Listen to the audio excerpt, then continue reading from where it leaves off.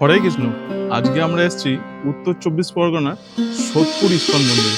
চলুন আপনাদের এই মন্দিরটা একবার ঘুরিয়ে দেখাই। ভিডিওতে থাকছে ভোগ প্রসাদ গ্রহণের নিয়ম ও সময়সূচি, থাকছে প্রভুর সন্ধ্যারতি, সাথে থাকছে রাঘব ভবন ও মহোৎসব তলার ইতিহাসও। মাত্র একবেলা ছুটিতে বাড়ির কাছে এই ঐতিহাসিক স্থানটিকে কিভাবে ঘুরে দেখবেন তার সমস্ত কিছু খুঁটিনাটি তথ্য নিয়েই আজকের এই ভিডিওটি। আশা করি সবার ভালো লাগবে। ভিডিওর প্রথমেই বলে রাখি, পানিহাটি লঞ্চ ঘাটের একদম পাশেই হচ্ছে ইস্কন মন্দির, সোদপুর ইস্কন মন্দির।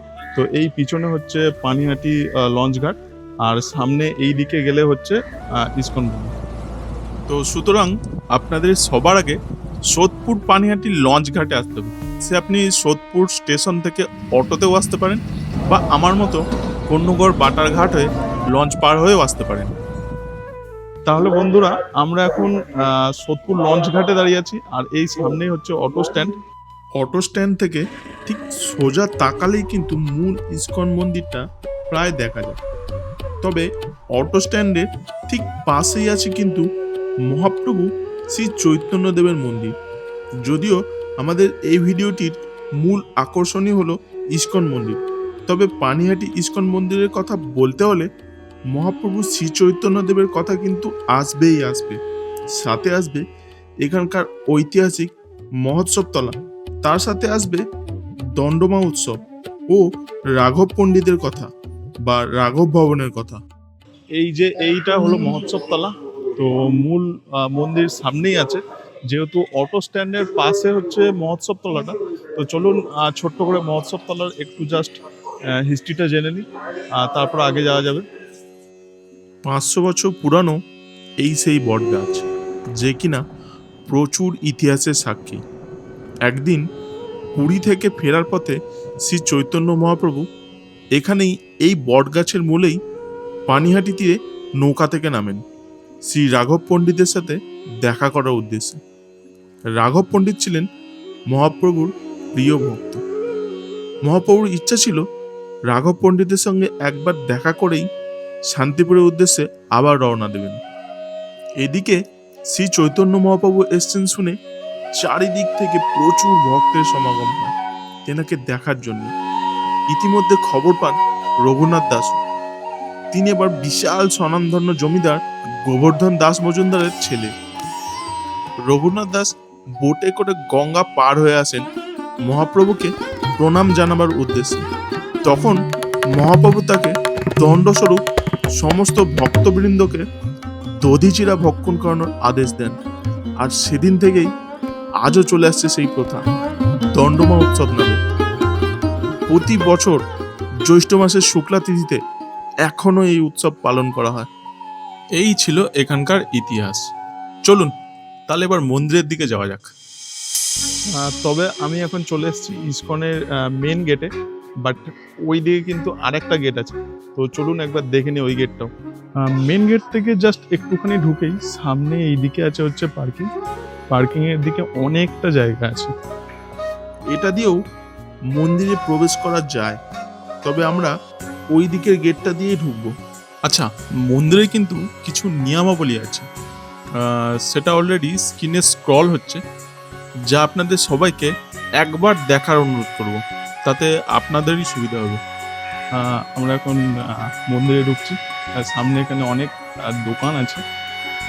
মন্দিরের গেট দিয়ে ঢুকতে না ঢুকতেই ডান দিকে আছে কিছু দোকান, যেখানে আপনি ইস্কন রিলেটেড মোটামুটি সব কিছু পেয়ে যাবেন। মানে তুলসী মালা থেকে শুরু করে ভগবত গীতা পর্যন্ত সব কিছু। আচ্ছা, একটু সামনে এগোলেই পাবেন মা জগদ্ধাত্রীর মন্দির। তবে এটা কিন্তু ইস্কন মন্দিরের প্রতিষ্ঠার আগের থেকেই এখানে ছিল। আহা, মায়ের রূপটা খালি দেখুন। এটা তো গেল মন্দিরের বাইরের ছবিটা। চলুন এবার তাহলে মন্দিরের ভেতরে যাওয়া যাক।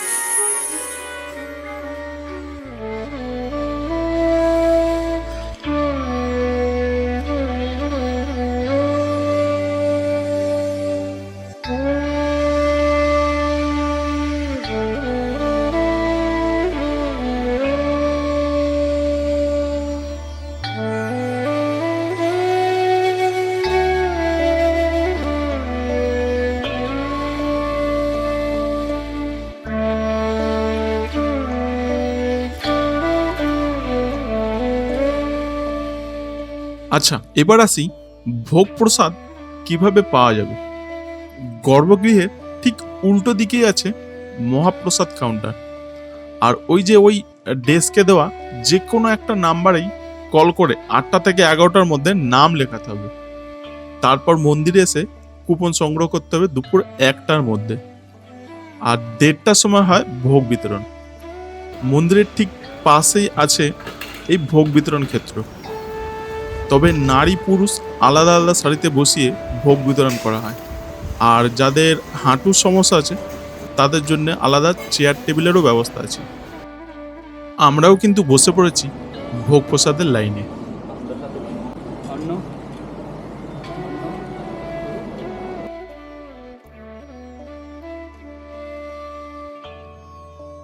আর মন্দিরের সামনে এই যে একটা আমরা গঙ্গার ঘাটে এসে বসেছি, অসাধারণ লাগছে।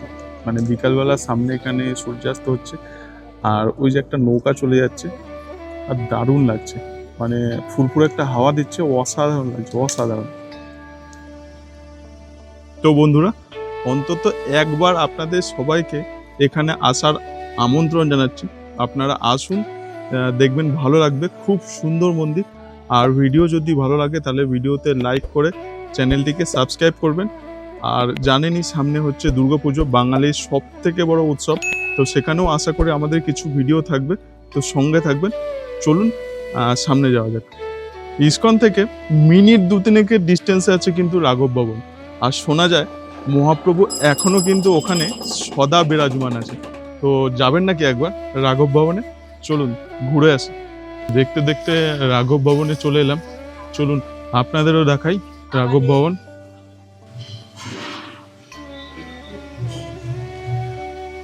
এই হচ্ছে রাঘব ভবনে আমরা ঢুকছি।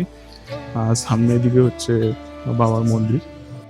আচ্ছা, বাঁ দিকে এটা হলো মাধবী কুঞ্জ। উপরের এই গাছটা গোটাটাই কিন্তু একটা গাছ।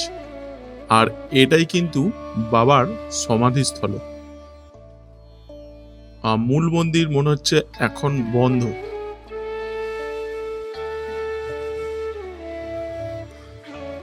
মেন মন্দিরের দরজা এখন বন্ধ। তো চারিপাশটা আমরা ঘুরে দেখলাম। তো চলুন ইসকনে ফিরে যাওয়া যাক। হরে কৃষ্ণ শ্রুতি ভক্তমণ্ডলী, এখন সন্ধ্যা আরতির সময় 6:15 আমাদের সন্ধ্যা আরতি হয়। সবাইকে আমন্ত্রণ আপনারা সন্ধ্যা আরতিতে অংশগ্রহণ করতে। হরি বল, হরে কৃষ্ণ।